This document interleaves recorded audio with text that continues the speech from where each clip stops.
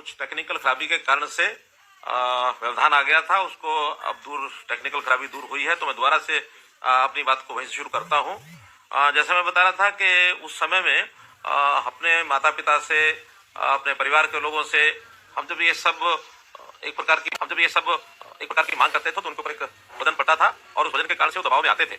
और निश्चित रूप से उसका बाद में प्रभाव भी ऐसे कर्मचारी कुछ ना कुछ गलत प्रैक्टिस करके और माता पिता को पैसा देने के लिए, ऐसा मैं मानता हूं कि उस अपनी जो आय होती थी, सैलरी, तनख्वाह, उसमें से तो कैसे पूरा कर पाते होंगे। और जरूर भ्रष्टाचार का जन्म अगर हुआ तो उन्हीं गलत प्रैक्टिस में से ही शुरू हुआ होगा और बहुत प्रकार से कठिनाइयों के बाद ये सब होता था। तो समाज में भी एक अच्छा प्रभाव उसका नहीं था। आखिर हमने इस व्यवस्था को शुरू करने के पीछे जो सोच थी, वो सोच एक ही थी कि गलत काम करते हैं तो हम किससे करते हैं? अपने ही लोगों से तो करते हैं, अपना ही तो ये परिवार है। हरियाणा सब लोग अगर मिलकर के सोचे तो एक परिवार है, हम हरियाणवी हैं और हम अपने परिवार के किसी सदस्य के साथ कोई धोखा करते हैं, कोई गलत काम करते हैं, कोई अन्याय करते हैं तो अच्छी बात नहीं है। इसमें से व्यवस्थाएं ठीक करके और हम लोगों ने आगे बढ़ने का काम किया। हमारी सहायता करने के लिए आज भी जो युवा है आगे सरकारी नौकरी की तैयारी करते हैं, तो कोचिंग सेंटर्स बहुत बन गए हैं जो हमारी योग्यता को आगे बढ़ाने में सहायक होते हैं। कभी कोचिंग सेंटर्स खाली हो गए थे, आज पैर रखने की जगह नहीं मिलती। हमारे जो लाइब्रेरीज हैं, चाहे सरकारी हैं अथवा प्राइवेट हैं, वहां भी बच्चे तैयारी करने के लिए खूब जाकर पढ़ाई करते हैं, मेहनत करते हैं और अपने लक्ष्य की वो प्राप्ति करते हैं। मैं तो जब कभी गांव में जाता था तो गांव में हमारे अपने ही गांव के बच्चे कहते थे कि हमको नौकरी दिलवाओ, हमको नौकरी नहीं मिल रही है। मैं कहता था कि पढ़ाई करो और पढ़ाई करने के साथ आगे आपको बढ़ना चाहिए। संयोग ऐसा हुआ कि जिस मकान में मेरा ऐसा सौभाग्य मुझे कि माता पिता के साथ जब मैं वहां रहता था गांव के अंदर,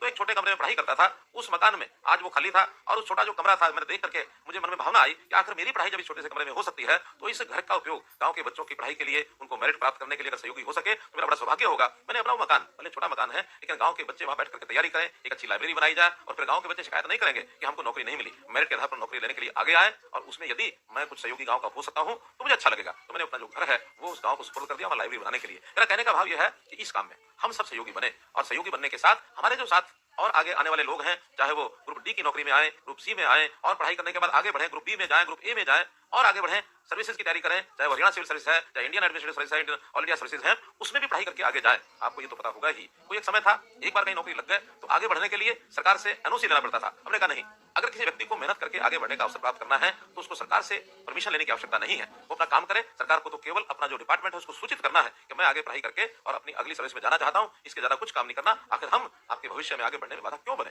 इस प्रावधान को भी हमने खत्म किया। मित्रों, आपसे अपेक्षा है कि जैसा एक सुशासन का एक अब क्रम चला है देश में कि अच्छा शासन कैसे दिया जाए, और सुशासन देने में हम तो केवल सोच सकते हैं, नीति बना सकते हैं। आखिर तो जनता के साथ संबंध सब कर्मचारियों का आता है, सब अधिकारियों का आता है। और अगर हम सब ठान लें कि हम जैसे सुशासन के उस फलस्वरूप हमारी नौकरी बिना पर्ची खर्ची लगी है तो हमें भी सुशासन के नाते जनता की सेवा करनी है और जनता की सेवा करने के नाते से जो गलत प्रथाएं हैं उन प्रथाओं को समाप्त करना, ये किस प्रकार से आगे कर सकते हैं, करना चाहिए। सरकारी नौकरी ये भी हम जानते हैं कि संख्या में बहुत कम होती है। आखिर तो रोजगार प्राप्त करने के लिए अन्य अवसर, उसमें चाहे प्राइवेट नौकरी मिलती हो, उस आगे बढ़ाने के लिए भी हमको लोगों का सहयोग करना चाहिए। यहाँ तक हमने पिछले सालों में देखा कि लोग विदेश जाना चाहते हैं नौजवान अपनी नौकरी के लिए या काम करने के लिए, और फिर कई बार तो जालसाजों के चक्कर में फंस जाते हैं और वो कबूतरबाजी, जालसाज, लाखों रुपया उन परिवारों से ऐंठ लेते हैं और उसके बाद विदेश भेजते हैं। बाद में वो बच्चे ऐसे फंसते हैं, पता ही लगता कैसे फंस गए। इस समस्या को दूर करने के लिए भी हमारा जो विदेश सहयोग विभाग है उन्होंने व्यवस्था चलाई और अन्य देशों में भी जाकर के नौकरी करने के लिए एक व्यवस्था बनाई है और इसमें भी हम कामयाब हो रहे हैं। हमने जो आउटसोर्सिंग की नौकरियां पहले ठेकेदारों के माध्यम से मिलती थी, उन ठेकेदारों की व्यवस्था समाप्त करके हरियाणा में हरियाणा कौशल रोजगार निगम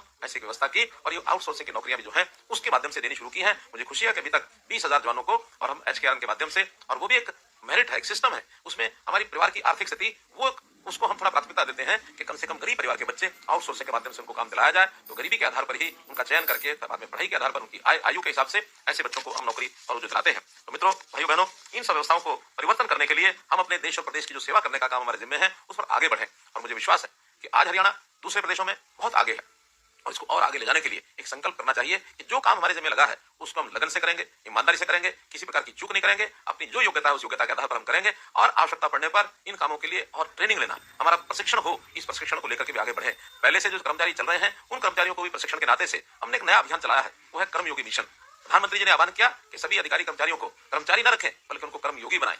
योग यानी अपना मन उसको उसकी सारी शक्तियां संजो करके और प्रदेश और देश की जनता की सेवा में हम लगाएं ताकि हम किसी प्रकार से कोई कमी ना रहने दें। हाँ, ये अवश्य ध्यान रखना है कि कल्चर, जो काम करने का कल्चर है, पहले के कल्चर में आज जब आप नए आए हैं दोनों में एक अंतर मिलेगा। हम बहुत यानी मन में एक संकल्प लेकर के आगे बढ़ेंगे, लेकिन कहीं किसी गलत प्रकार का जो कल्चर हमको कहीं मिलता है काम करने का, उसको ठीक करने का संकल्प लेना है, ना कि उसके अंदर जाकर के स्वयं सहभागी होना है। मुझे एक कहानी बार बार मैं सुनाता हूँ अपने सभी कर्मचारी भाइयों को, मैं आपको भी सुनाता हूँ।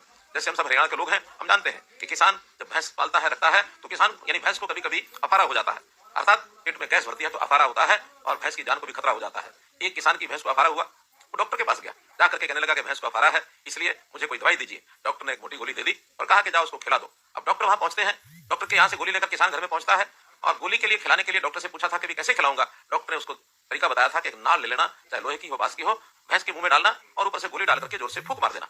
अब इसने जाकर के नाल भैंस के मुंह में रखी, ऊपर से गोली डाली और दूसरी साइड से जोर से फूंक मारने लगा।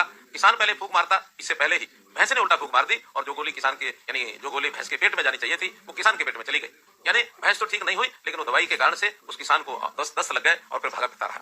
मेरा कहने का भाव है कि जो चीज हम जाकर के अच्छे संकल्प के साथ अच्छा काम करने के लिए लोगों में जाएंगे, ऐसा ना हो कि हमारे अच्छे संकल्प को वो अपने बुरे संकल्प का जो काम है उसको हमारे अंदर डाल दें। बहुत सावधानी रखने की जरूरत है। हम इस सावधानी से आगे चलेंगे तो निश्चित रूप से हम समाज में एक अच्छा काम करने के लिए आगे बढ़ेंगे और इस प्रदेश को एक शिखर तक पहुंचाने के लिए हम अपना पूरे का पूरा जो ताकत है वो लगा देंगे। और जो जैसा कहा जाता है कि सतत विकास लक्ष्य जो सस्टेनेबल डेवलपमेंट गोल जिनको कहा जाता है, हरियाणा ने लक्ष्य रखा है कि 2030 तक हम सतत जो विकास लक्ष्य है इसको पूरा करेंगे। 2030 में हरियाणा का संकल्प है कि हम एक अच्छे विकास विकसित प्रदेश के नाते आगे बढ़ेंगे। देश के प्रधानमंत्री आज विकसित भारत की बात करते हैं, हम संकल्प लें कि हम विकसित हरियाणा की बात करेंगे। विकसित भारत विकसित हरियाणा ये हमारा लक्ष्य होना चाहिए और निश्चित रूप से हम आगे बढ़कर के प्रदेश की सेवा करेंगे। आज व्यवधान के कारण से थोड़ा आपको लंबा बैठना पड़ा, फिर भी थोड़ा समय है। मैं जरूर कुछ साथियों से बात करना चाहूंगा कि आपको ये कैसा लगा, हमारा जो अभियान है ये मिशन मेरिट कैसा लगा, बिना पर्ची बिना खर्चे की नौकरी कैसी लगी, परिवार के लोगों का भाव कैसा हुआ। जितने लोगों से बात कर पाऊंगा निश्चित रूप से उससे मुझे भी जितनी प्रसन्नता आपको हो रही है उससे ज्यादा प्रसन्नता मुझे होगी। मैं इस बात को सुन करके और इसका आगे भी संकल्प के साथ इस बचे हुए काम को पूरा करेंगे ताकि जो इसी हमारा जो सेशन है अगले 3-4 महीने जो हमारी 60,000 मिशन 60,000 का हमने संकल्प लिया है उन नौकरी को हम पूरा करेंगे। आपका बहुत बहुत धन्यवाद। पुनः आपको बहुत बहुत बधाई।